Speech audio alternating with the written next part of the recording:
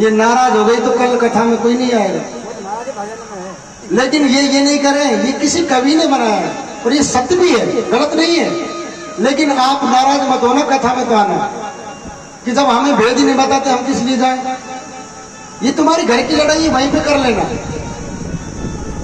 अपने मन को उसी जगह पर केंद्रित करिए। देखिए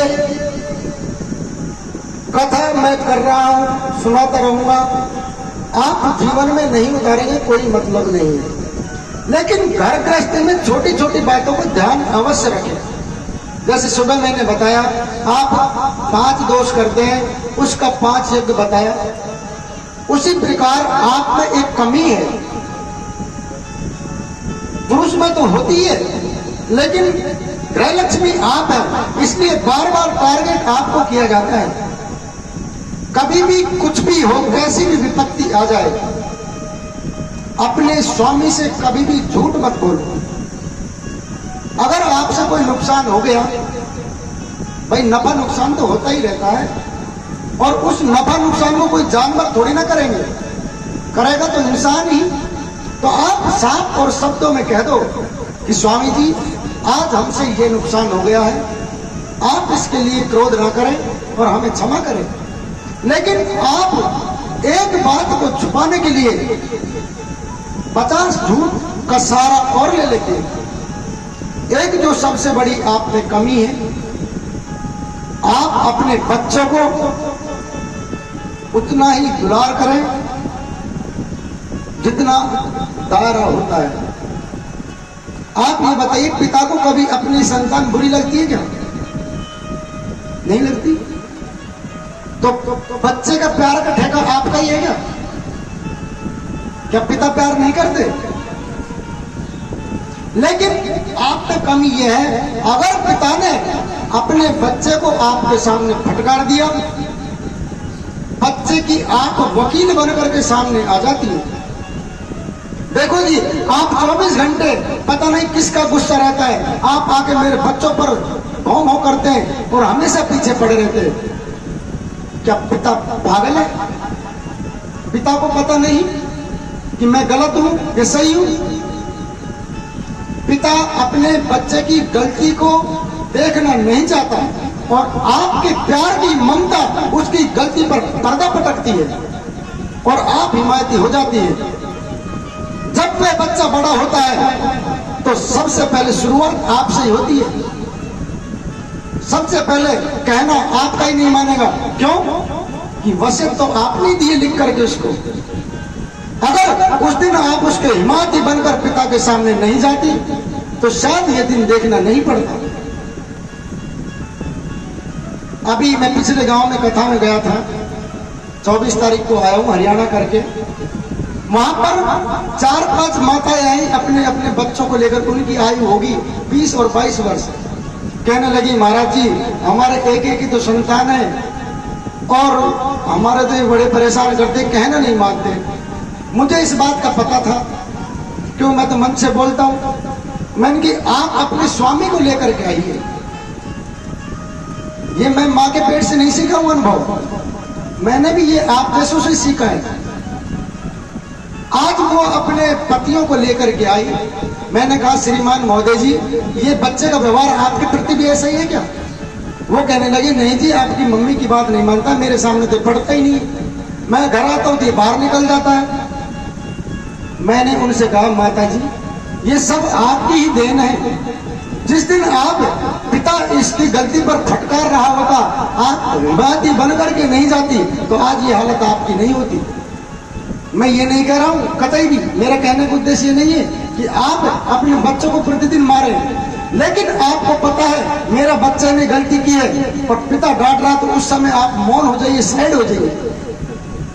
लेकिन आपकी आदत है आधी रोटी पे दाल को लेना ही लेना है, और वह बच्चे को आपका सहारा मिल जाता है और वो गलतियों पर गलतियां करता रहता है। उसका नतीजा सबसे पहले आप माताओं को भोगना पड़ता है। फिर मैंने उन बच्चों को बुलाया, माता पिता को भेज दिया, दूसरे दिन बच्चों को बुलाया, उनको समझाया। अब मेरे पास रिपोर्ट आई है, परसों बच्चा आया वहां से कि वो दोनों तीनों बच्चे जो हैं वो बिल्कुल अपने जो लाइन थी उसको छोड़ करके आज भोले बाबा और शनि देव के मंदिर में पूजा करना जाते हैं। और कुछ लोगों की तो आदत ऐसी है, कह देंगे ऐसा काम आज ऐसा कर लेना, हमने कह दिया ठीक है भाई कर लेंगे, और जब वहां जाते हैं वो मौके पे नहीं मिलते। अरे क्यों झूठ बोलते हो? कहते तो आज नहीं कल हो जाएगा। लेकिन झूठ का सहारा लेना अपने आप को धोखा देना है। मैंने हाँ ठीक है, आप उस समय आपको मैं वहां पे आ जाऊंगा, वहां गए आप मिले ही नहीं। अब ये कभी विचार नहीं किया उस आने वाले को कितनी तकलीफ हुई होगी। इसलिए इन छोटी छोटी बातों को जीवन में उतारो। झूठ बराबर पाप नहीं से, साच बराबर तप को ना, राम नाम के नाम बराबर और दूसरा जप को ना। इसलिए कभी भी जीवन में झूठ का सहारा मत लो। नफा नुकसान होता रहता है, टोटा नफा आना जाना है, चलता रहे, लेकिन अपने छत्राणी धर्म को कभी मत छोड़ो। रघुकुल रीत सदा चली आई, प्राण जाए पर वचन न जाई। आप उस वंश में से हैं।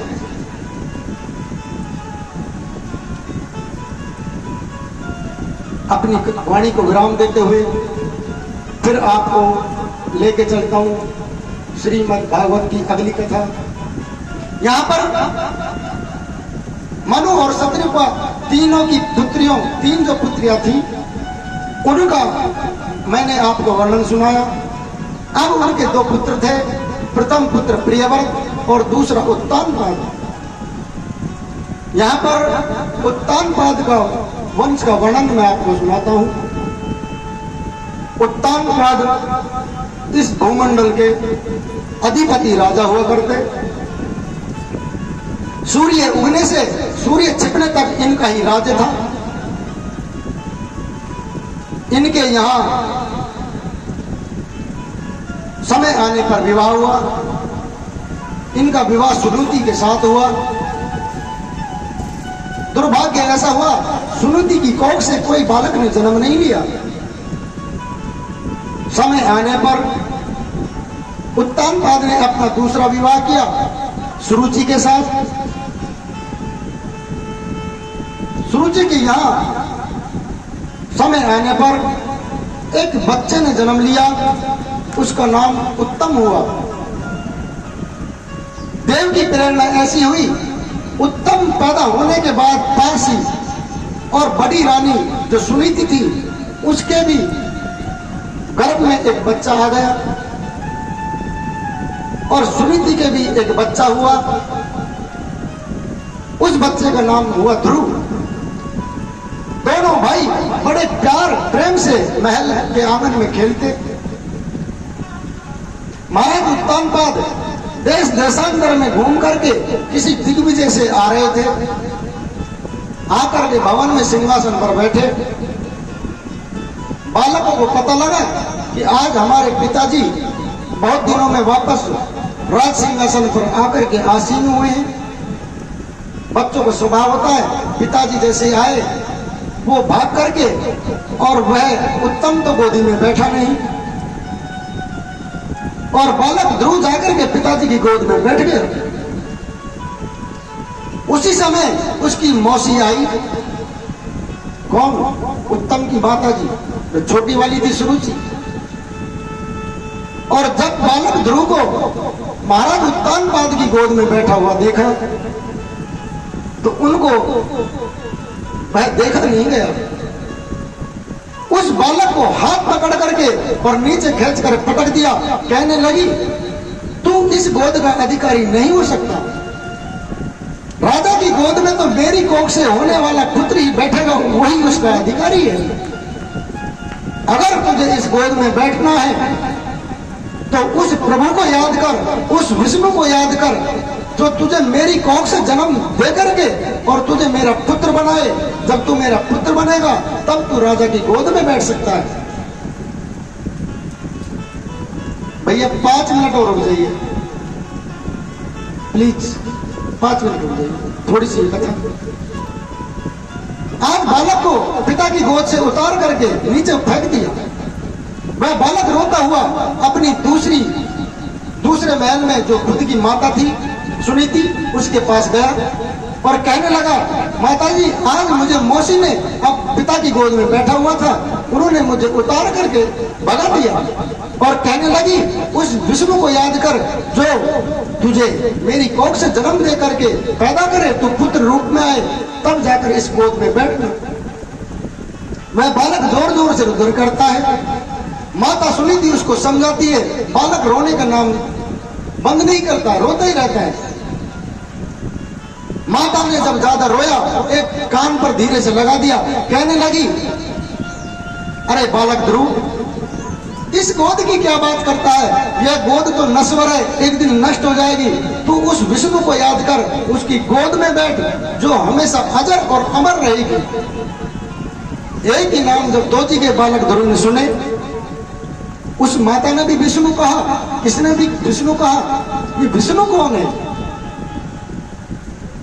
आज बालक फिर रोने लगा और अपनी मौसी के द्वारा जो शब्द कहे और माता से ध्रुव बालक ने जो शब्द कहे उनको इस भजन के माध्यम से सुनिए क्या कहे।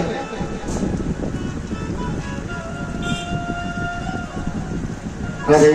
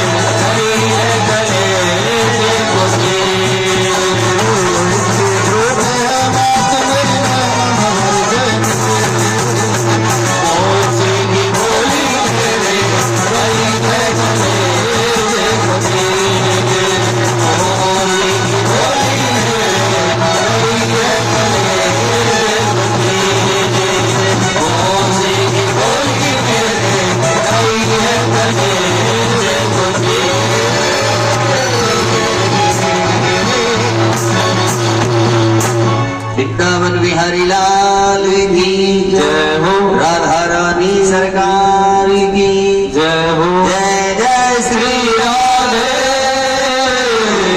श्याम। यंत्र के माध्यम से 1:57 हो चुके हैं। कुछ माताओं को बहुत जोर की प्यास लगी होगी, एक आध तो गाली भी निकाल रही होगी। आप सबके लिए जल पान की व्यवस्था है। फिर 2:30 बजे से आपको कथा 5 बजे तक सुनाई जाएगी और तब तक आप जलपान ग्रहण करें और जलपान